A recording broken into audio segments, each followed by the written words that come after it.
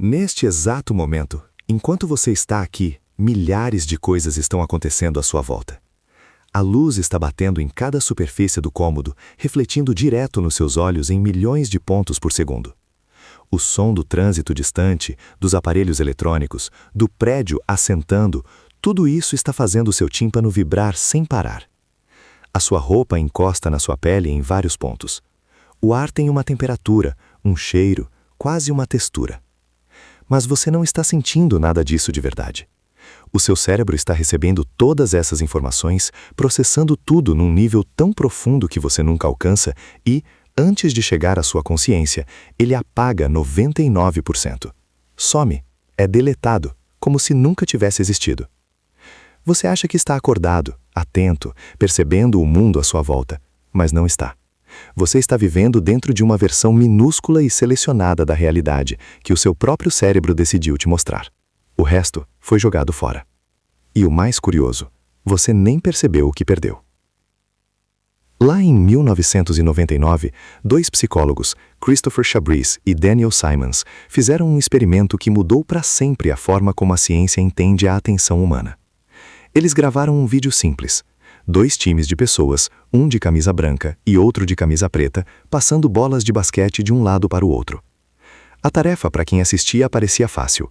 Contar quantas vezes os jogadores de branco passavam a bola. Só isso. Contar os passes. Não se distrair. Focar. As pessoas sentavam, assistiam ao vídeo, se concentravam e, no fim, a maioria acertava a conta. 15 passes, 16, 17. Elas tinham certeza de que tinham prestado atenção. Depois disso, os pesquisadores faziam outra pergunta. Você reparou em algo estranho no vídeo? A maior parte dizia que não. Você viu alguma coisa inesperada? De novo, não. Aí vinha a pergunta final. Você viu o gorila? Metade dos participantes não fazia ideia do que eles estavam falando. Juravam que não tinha gorila nenhum. Quando os pesquisadores mostravam o vídeo de novo, a surpresa aparecia. No meio da gravação, uma pessoa com uma fantasia de gorila entra bem no centro da cena, para, olha para a câmera, bate no peito e sai andando. O gorila fica na tela por uns 9 segundos. Não está escondido no fundo, não está borrado, não é pequeno. Ele passa bem no meio dos jogadores, exatamente onde todo mundo estava olhando, exatamente onde a bola estava sendo passada. E mesmo assim, metade das pessoas não viu. Não é que elas tenham esquecido, não é que tenham visto e considerado irrelevante. Elas simplesmente não viram. A luz bateu nos olhos delas, os sinais seguiram pelo nervo óptico até o cérebro, tudo certinho. Mas em algum ponto entre o olho e a consciência, o cérebro tomou uma decisão. Isso não é importante para a tarefa. Apaga. E acabou. Para essas pessoas, o gorila não existiu.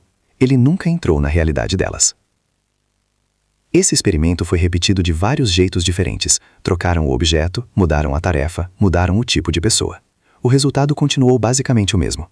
Quando a atenção está focada em uma coisa, o cérebro corta o resto, mesmo que esse resto seja um gorila passando bem no meio da sua visão.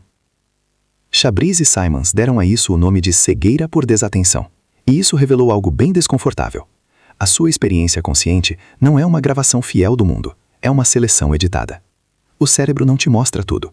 Ele te mostra só o que acha que importa. E se decide que algo não importa, simplesmente deleta antes de você saber que aquilo estava lá. Anos depois, outros pesquisadores quiseram testar se isso também acontecia com especialistas, gente cujo trabalho é justamente perceber detalhes. Eles chamaram radiologistas, médicos treinados para analisar exames de imagem e encontrar tumores, fraturas, qualquer coisa estranha. Essas pessoas passam anos aprendendo a ver o que o resto de nós não vê.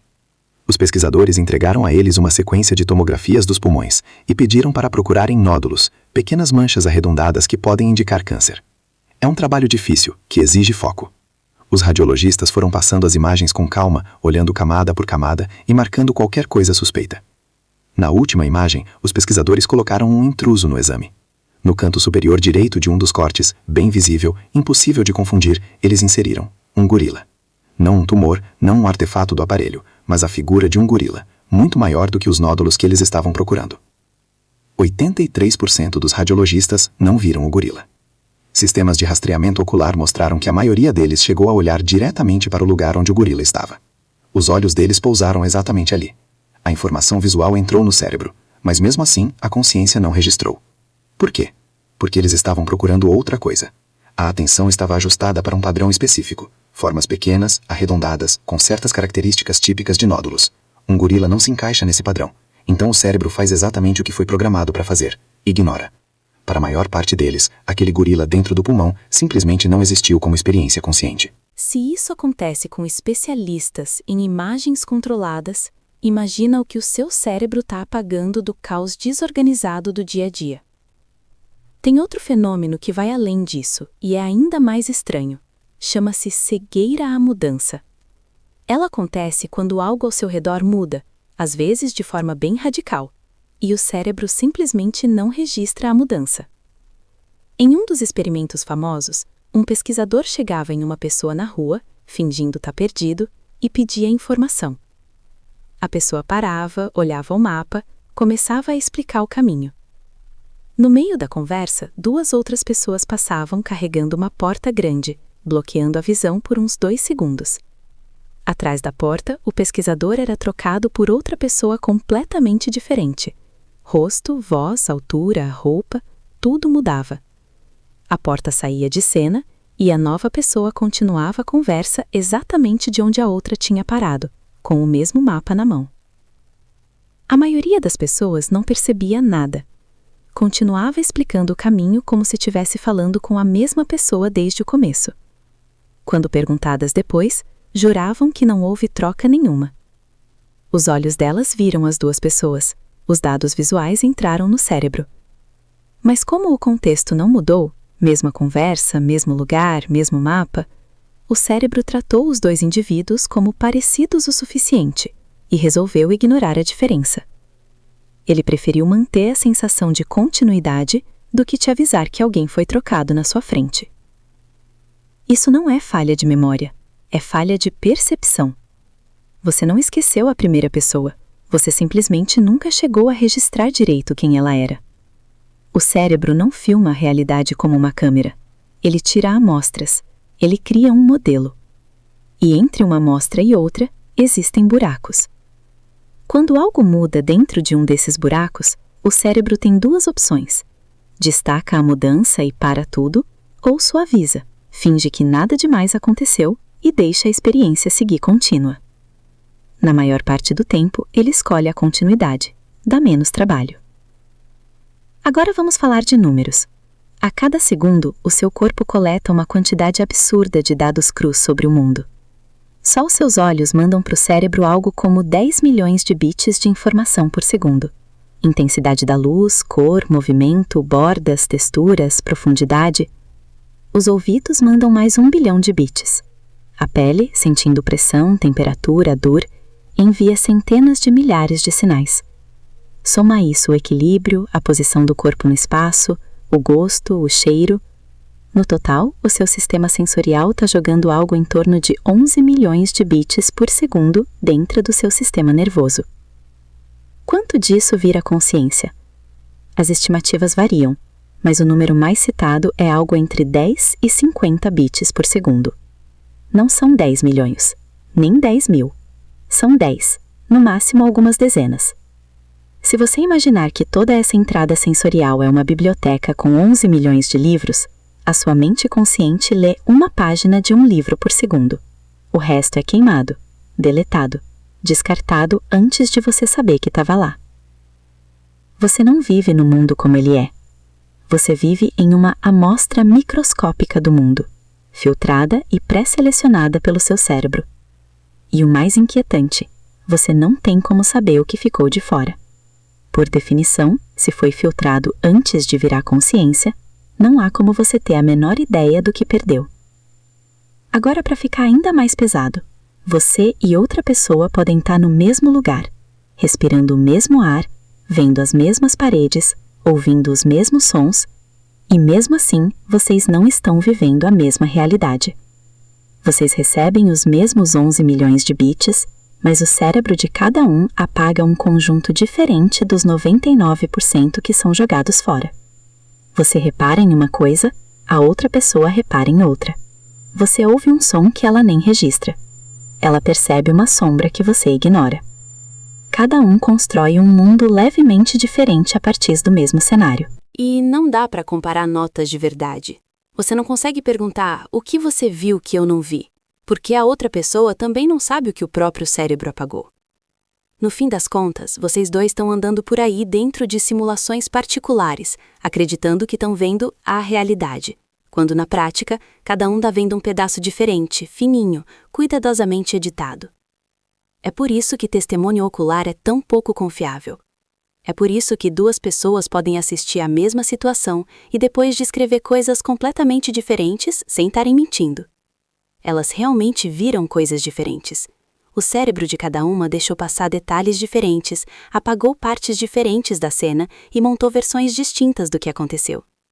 Cada uma dessas versões parece completa para quem viveu, mas nenhuma delas é de fato completa. São amostras. As experiências de cegueira à mudança deixam isso ainda mais evidente. O seu cérebro não só apaga informações em tempo real, como também alisa buracos e contradições para manter a sensação de continuidade. Quando a pessoa com quem você falava é trocada no meio da conversa, o cérebro pode te avisar e quebrar o fluxo, ou pode fingir que nada demais aconteceu e seguir em frente. A maior parte das vezes ele escolhe seguir em frente. Continuidade, para ele, é mais útil do que precisão absoluta. Se você parasse cada vez que algo mudasse um pouco, não conseguiria viver. Então ele prefere errar do lado da fluidez, mesmo que isso signifique que a sua percepção pode estar profundamente enganada, e você nunca vai notar. E tem outro ponto. Você não consegue consertar isso. Não dá para treinar a mente até perceber tudo. Você não vai meditar a ponto de enxergar os 11 milhões de bits por segundo. Esse limite não é um problema de disciplina, é estrutura. Os filtros trabalham antes da consciência, em regiões do cérebro às quais você não tem acesso voluntário. O gargalo de 10, 20, 50 bits por segundo é uma limitação física do sistema. É aí que acaba o que qualquer ser humano pode experimentar diretamente. E isso é menos de 1% do que está acontecendo. Por que o cérebro foi projetado assim? Basicamente por dois motivos: largura de banda e energia. O seu corpo até consegue coletar milhões de bits por segundo, mas a parte consciente não tem como processar tudo isso. Se o cérebro tentasse jogar os 11 milhões de bits diretamente para sua consciência, você travaria. Não conseguiria tomar decisões nem agir. Então, em vez disso, ele filtra agressivamente, faz cortes, simplifica. Ele deixa só um pouquinho passar. Não é a versão mais completa da realidade, mas é rápida o suficiente para você continuar se movendo, reagindo, vivendo. Energia é o outro lado dessa moeda. O cérebro é uma das partes mais caras do corpo em termos de gasto energético. Manter tudo isso rodando consome muita energia. Se ele fosse processar conscientemente cada detalhe sensorial, o custo seria absurdo. Você precisaria comer o tempo todo só para sustentar essa atividade. A solução encontrada pela evolução foi óbvia: cortar o máximo possível. Processar muita coisa de forma automática em níveis mais baixos e só subir para a consciência aquilo que parece realmente importante naquele momento. Essa economia tem um preço: você nunca vê o quadro completo. Sempre está lidando com uma versão compactada, resumida e otimizada da realidade. Um tipo de modo econômico da percepção. Quando essa ideia começa a entrar de verdade, a sensação é pesada. Se o seu cérebro está apagando 99% do que existe à sua volta, então a experiência que você chama de minha vida é na prática uma simulação extremamente reduzida. Você anda pelo mundo acreditando que está vendo tudo o que importa, mas na verdade está vendo o mínimo necessário para funcionar. E isso ainda tem um detalhe final bem incômodo. Você nunca vai saber o que ficou de fora. Para sentir falta de algo, você precisa primeiro saber que aquilo existiu. E o seu cérebro se certifica o tempo todo de que você não saiba.